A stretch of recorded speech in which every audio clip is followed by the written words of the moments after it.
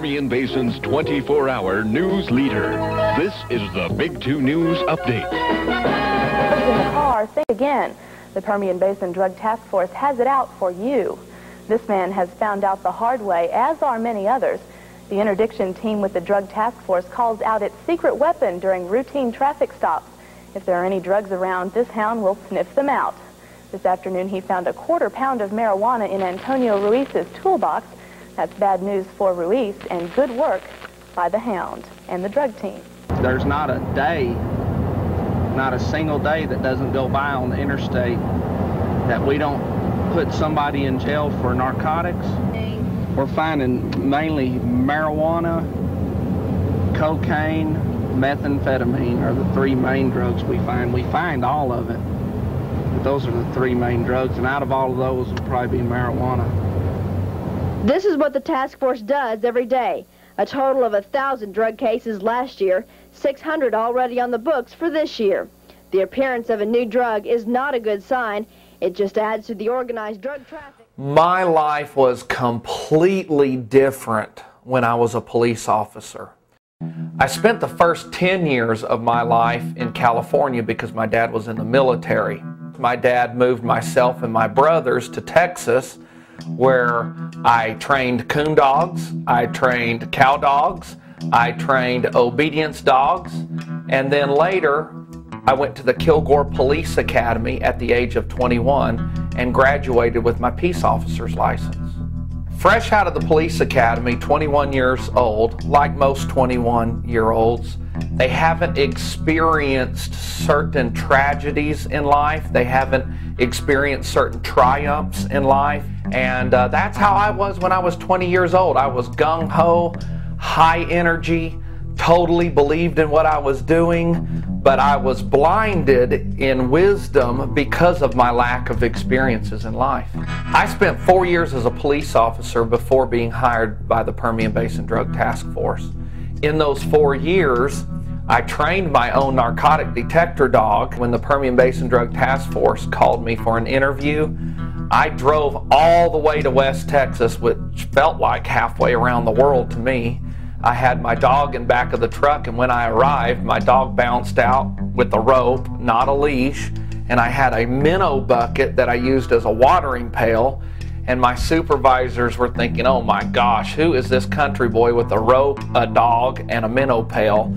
And after hiding marijuana and showing how well my dog did, it kind of surprised them, and that led to them hiring me. It wasn't long, and I began to find loads and loads and loads of drugs. I couldn't believe working with the Border Patrol and the FBI and the ATF and the DEA. We'd get close to the border and we'd get on the interstates and we'd run search warrants and we would work undercover, and it just never quit. It was constant. And later, with that type of training, I switched and reversed and started seizing money, and then I couldn't believe the cash that was leaving our country going into Mexico from the drug traffickers. So I soon realized no matter how much I seized or how many arrests I made, I was not catching a fraction of what was coming through the borders. I was sent to schools all over Texas that were taught by the DEA, the U.S. government. In these classes, I was taught and trained that marijuana was a demon-type drug. I really believed that marijuana was harmful, and the people using the marijuana and the people smuggling the marijuana were just pieces of trash.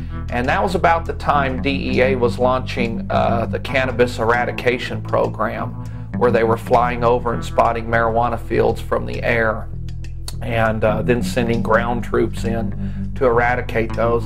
In fact, I'm trained to fly in the air and spot marijuana fields. You know, I noticed the people that I was busting for marijuana use in particular were really good people.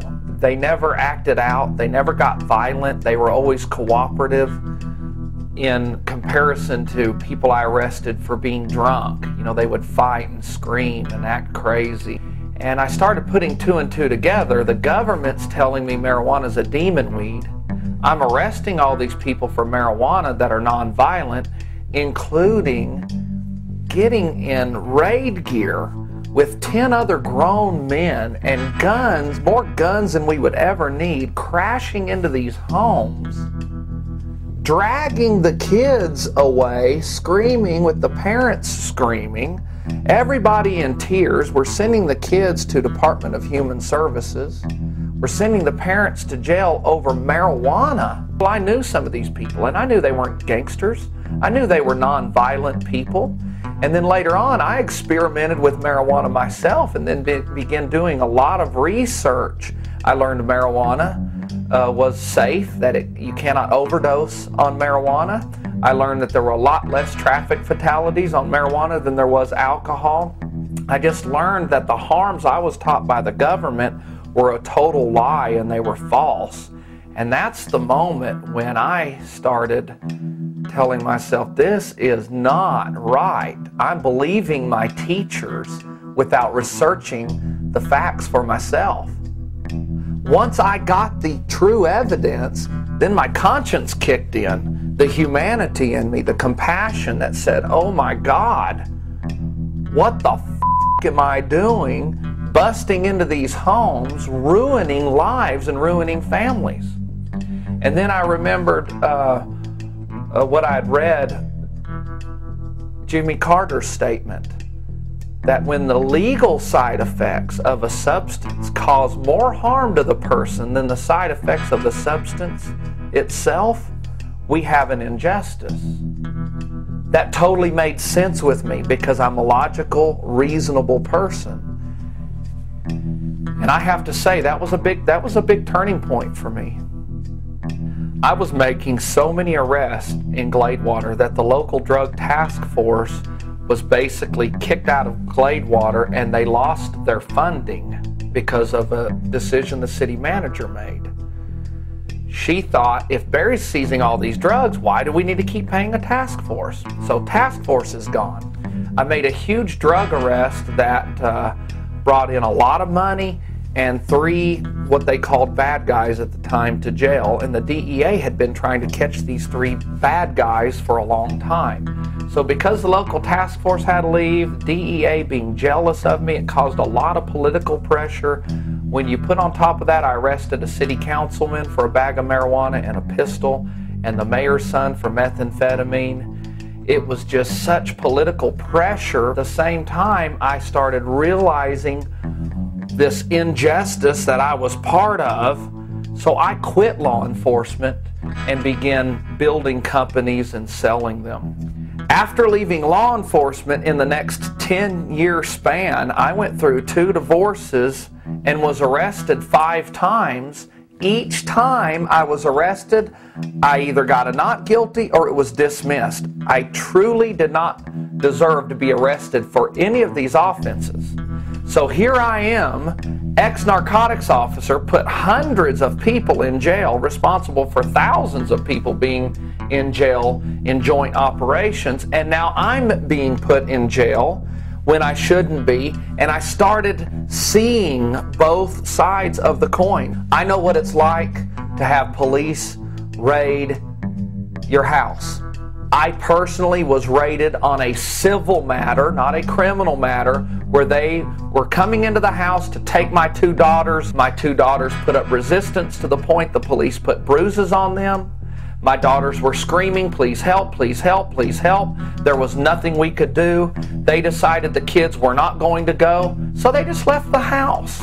Just like those 8, 9, and 10-year-old kids that I busted into their home 10 years ago, they still remember that, and it still bothers them. The parents seeing their kids drug away, that hasn't left.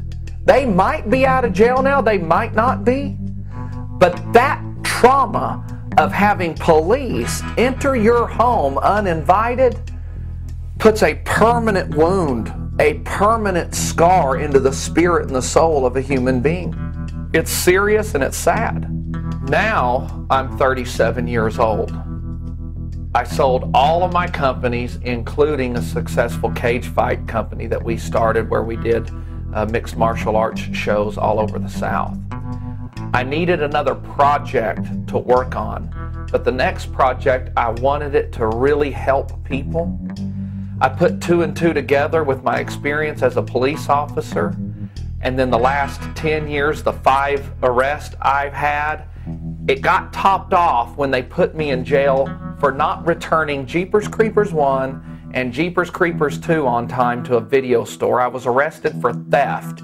Later, the charges were dropped and I got my money back, but I still spent time in a jail with 20 other inmates because I didn't return DVDs. It was clear to me that our Fourth Amendment rights of unreasonable search and seizure or search and arrest were so eroded, and the courts were doing nothing to protect my rights against these unreasonable search and seizures, that I decided to do something about it by putting together a DVD full of information that nobody else wants to tell to protect ourselves from these unreasonable and crazy police arrests. The response has been tremendous. Sales went through the roof when this DVD hit the world news media.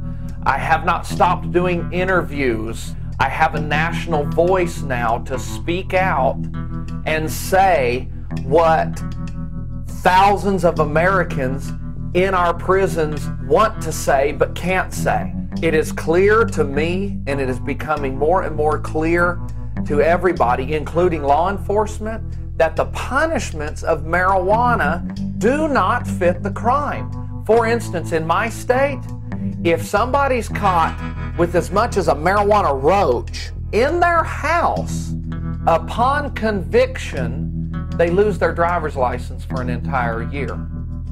Yet, in the same state, somebody can be convicted of child molestation, receive probation, and they never lose their driver's license.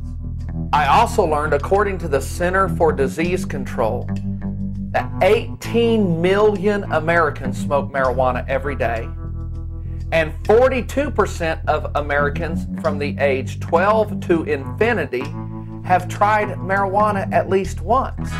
So that's almost half of the U.S. population. I don't believe that nearly half of the American populace belong behind bars. It's ludicrous, it's crazy, it's not right. So now my work is finished. The DVD is in your player. We're going to talk about canines. We're going to talk about concealing your stash. We're going to talk about search and seizure. We're going to talk about profiling. We're going to watch actual traffic stops of me arresting people for marijuana. And finally, if you didn't take the advice of all the above and you get busted, we're going to walk you through that also. Grab some popcorn and your favorite cold drink and let's get started.